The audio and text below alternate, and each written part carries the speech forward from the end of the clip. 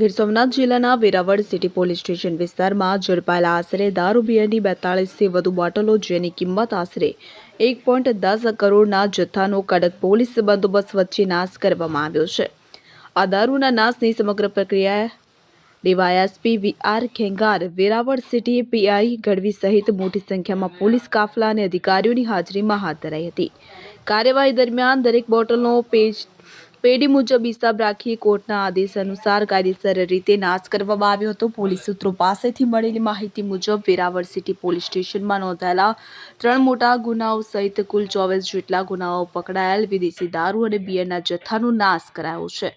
જપ્ત કરાયેલ માલમત્તાની કિંમત અંદાજિત આશરે ₹1.10 કરોડ જેટલી થતી હતી। આ સમગ્ર કાર્યવાહી સબ ડિવિઝનલ મેજિસ્ટ્રેટ વિનોદ જોશીની દેખરેખ હેઠળ કરવામાં આવી હતી। તેમણે જણાવ્યું કે કોર્ટના હુકમ અનુસાર જપ્ત માલમત્તાનો નિયમિત અને પારદર્શક રીતે નાશ કરવામાં આવ્યો છે।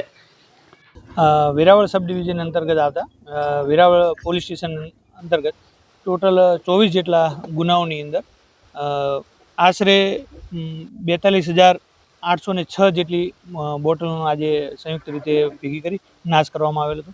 સિટી પોલીસ દ્વારા જે વિવિધ કેસની અંદર દારૂનો જે જથ્થો પકડાવે એની એક સાથે આજે ભેગી કરી અને નાશ કરવામાં આવે, જેની અંદર 3 જે મેજર ગુના હતા એની અંદરથી જે માતબર દારૂનો એકઠો કરવામાં આવેલો હતો એને આજે અહીંયા ભેગો કરવામાં આવેલો અને આની જે કુલ રકમ જે છે એ ₹1,10,22,290 જેટલી થાય છે, જે આ નમૂનારૂપ છે અને આખા ડિવિઝનની અંદર પણ આનો જે ક્લિયર મેસેજ જાય એના માટે આજે આ કાર્યવાહી કરવામાં આવી।